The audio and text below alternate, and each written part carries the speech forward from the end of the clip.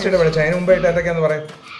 ആദ്യം ഇട്ടത് മഞ്ഞൾ പൊടി, ഉപ്പ്, ഇച്ചിരി കുരുമുളക് പൊടി, കാശ്മീരി ചില്ലി പൗഡർ, മല്ലിപ്പൊടി, പിന്നെ കുറച്ച് വെളിച്ചെണ്ണ ഒഴിക്കണം, ഉപ്പ്, ഇച്ചിരി കരിയാപ്പലയും കൊണ്ടിട്ട് നമ്മൾ നല്ലതായിട്ട് മിക്സ് ചെയ്ത് വെക്കണം. എന്നിട്ട് ഇളക്കണം. നല്ലതായിട്ട് മാരിനേറ്റ് ചെയ്ത് വെക്കണേ. ബാക്കിയുള്ള അതിൻ്റെ ചേരുവകളെല്ലാം നമ്മൾ അടുപ്പത്ത് പിന്നെ വഴറ്റുമ്പോൾ വെക്കണം. ഇനി പിന്നെ ഇതൊരു അരമണിക്കൂർ വെക്കണം അല്ലേ? അരമണിക്കൂർ വെച്ചാൽ നല്ലത്. നല്ലതായിട്ട് മസാല പിടിക്കും അല്ലേ? ഞാൻ സവാള ഇട്ടിട്ടില്ല. സവാള കൊച്ചുള്ളി ഉണ്ടെങ്കിൽ കൊച്ചുള്ളി ഇടാം.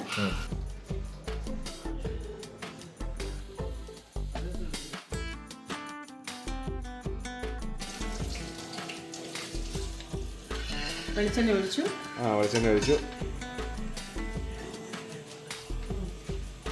ഞാനിന്ന് കുക്ക് ചെയ്യുന്നില്ല കേട്ടോ. സവാള ഇട്ടു, ചെറിയ ഉള്ളി, സവാള, ചെറിയ ഉള്ളി അല്ലേ, രണ്ടും കൂടാ. ഓക്കെ.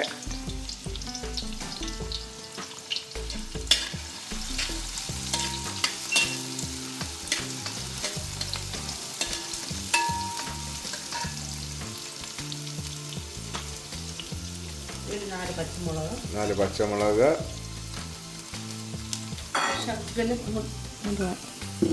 ശകലം ഉപ്പിടണം. ഉപ്പിട്ട് കഴിയുമ്പോൾ അത് വേഗം വഴകും.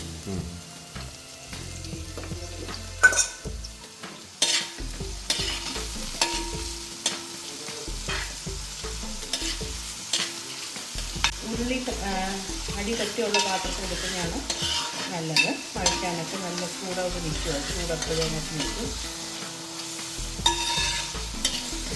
മെയിൻ നല്ല മണം വരുന്നുണ്ടേ. വെളിച്ചെണ്ണ നല്ല ഫ്രൈ ആയില്ല, ഇവിടെ അതിന് മുമ്പേ തന്നെ നല്ല മണം വരുന്നുണ്ട്. വെളുത്തുള്ളി ഇടണ്ടേ? ഇഞ്ചി ചതച്ച് വെച്ച്.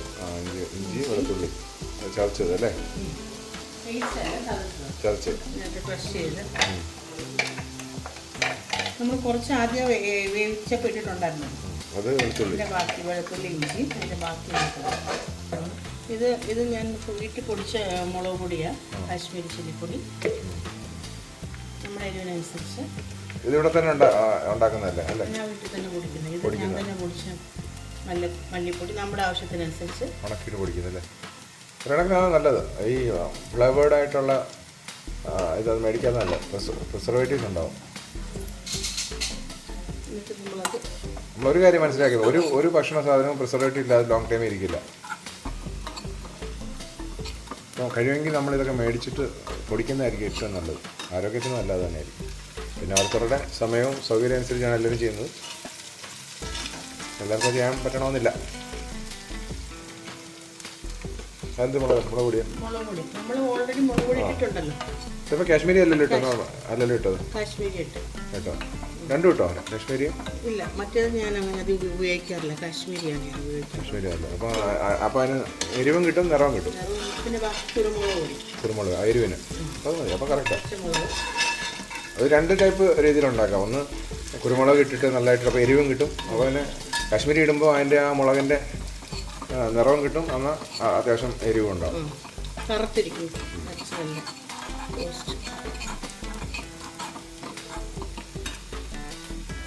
ഇത് ഇപ്പം എൻ്റെ ആ ഒരു പച്ചമണം മാറുന്നവരെ നല്ലതായിട്ട് വഴറ്റിയെടുക്കുകയാണേ. ഏറ്റവും മെയിൻ സാധനം ഗരം മസാലയാണ്. നല്ല ഗരം മസാല ഒരു ടീസ്പൂൺ. വീട്ടിൽ പൊടിച്ചതാണ്. വീട്ടിൽ പൊടിച്ചു. ഓക്കെ. വീട്ടിൽ പൊടിച്ച ഗരം മസാല.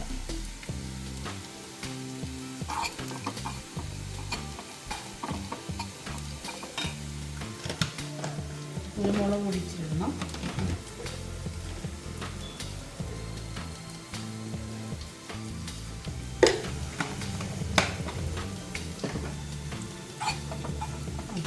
ഇത് ആ ഒരു പച്ചമണം മാറുന്നത് നല്ലതായിട്ട്. പച്ചമണം മാറും. ഒത്തിരി തീ വേണ്ട, ഒത്തിരി ഫ്ലെയിം വേണ്ട.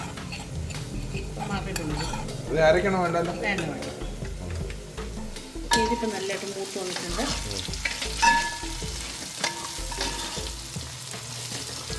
ഈ സിമ്മിലിടുക. എന്നിട്ട് ഈ പൊടി ഇതിനകത്ത് ഇടുക. വറുത്ത് വെച്ച പൊടി അല്ലേ?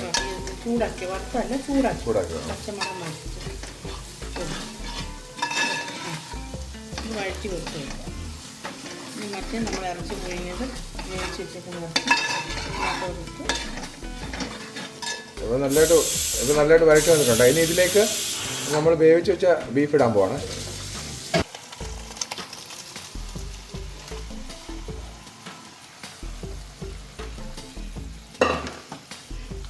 കിടന്ന് പറ്റി പിടിക്കണം അല്ലേ, പറ്റി വരണം. ഇപ്പം നമ്മൾ ആ വേവിച്ച ബീഫ് ഈ മസാലയിലേക്ക് ഇട്ടിട്ടുണ്ട്. അപ്പോൾ ഇതിന് നല്ല പറ്റി അടച്ച് കിടന്ന് എന്ത് പറ്റി ആ മസാല അങ്ങോട്ട് ബീഫിനെ പിടിച്ചിട്ട് നമ്മൾ ആക്കി വരും. ഇപ്പം അടച്ച് വെച്ചിട്ട് വേവിക്കാം അല്ലേ? എത്ര നേരം വെക്കണം? നമുക്ക് ചാറ് എത്ര വേണോ അത്ര അതെ. ഇപ്പം തന്നെ നല്ല കണ്ടിട്ട് എന്തോ പോലെ കഴിക്കാൻ തന്നിട്ട് തന്നെ. നോക്കട്ടെ, ഉപ്പ് നോക്കാം. കയ്യിലോട്ട്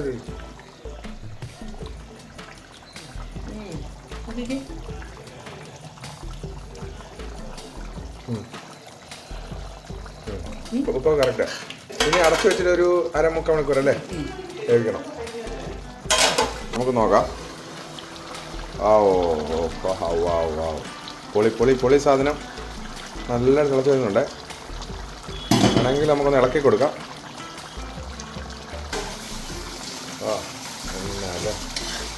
നല്ല വെള്ളം വറ്റി വരുന്നുണ്ട്. വേപ്പിലയാണേ. ഇത് അവസാനത്താണ് നമ്മളിത് ഏകദേശം പോത്തിറച്ചി നല്ല അടിപൊളിയായിട്ട് വന്നിട്ടുണ്ട്. കുറച്ച് ഗരം മസാല ഇട്ടിട്ടുണ്ട്. കുറച്ച് ഗരം മസാലയും കറിവേപ്പിലയും ഇട്ടിട്ട് അവസാനം ഇളക്കി എടുക്കുക നല്ലതായിട്ട്.